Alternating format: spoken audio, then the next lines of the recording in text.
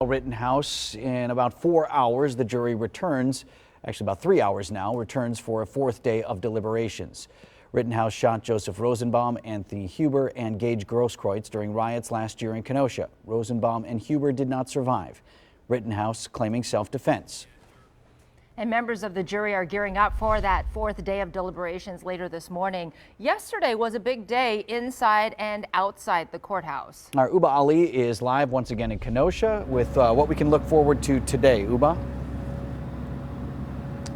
Yeah, and it's really hard to say, Vince and Susan, and that's because the jury stayed silent throughout the day yesterday, not really asking the judge any questions, which doesn't give us any hints as to where things stand when it comes to reaching a verdict. Now, we know that one juror asked the judge if she could take her instructions home last night, in which he said yes. And that's not the only interesting or shocking thing that happened inside the courtroom. The judge barred a national outlet from the courtroom for the remainder of the trial. Judge Schrader called all parties into the courthouse Thursday morning to address a report from Kenosha police, who say they believe someone was trying to take pictures of the jury Wednesday night as they were headed home. The judge said it happened while the jury was on the bus, and police noticed the car following the bus and pulled it over when they saw the car run a red light. Kenosha police did ticket the driver and asked who he was. Claimed that he was a producer with NBC News, employed for MSNBC. This is a very serious matter, and I don't know what the ultimate truth of it is, but absolutely it would go without much thinking that someone who is following the jury bus, that is it's extremely serious matter, and will be referred to the proper authorities for further action.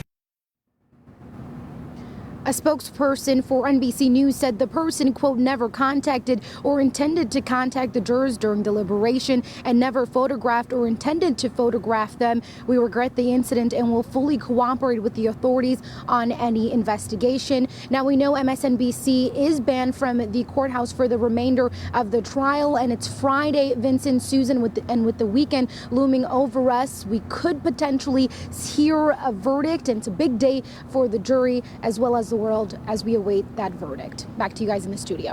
All right, Uba Ali reporting live for us. Protests continue outside the courthouse. Mark and Patricia McCloskey were there. The couple both praised and vilified for standing outside their St. Louis home holding guns during the George Floyd protests. Demonstrations have been tense at times, but largely remained nonviolent. Meantime, the sheriff used cookies to try to keep the peace. Kenosha County Sheriff David Beth out there showing up outside the courthouse with baked goods and coffee. Said he hopes a shared love of sweet treats would help bring everyone together. Situation leading up to the Rittenhouse shootings in Kenosha last summer was all set off by the police shooting of Jacob Blake. Jacob Blake is following the Rittenhouse trial and told TMZ that he does not think there should be violence in reaction to whatever decision the jury arrives at. I don't know if they're going to riot, if they're going to protest off of this. But I'm hoping whatever the outcome is, that there's none of that. Because it's not going to fix nothing. It's not going to fix anything. Destroying stuff does not fix stuff. You will know the jury's verdict as soon as we know. You can stay with TMJ4 both on air and online for the very latest.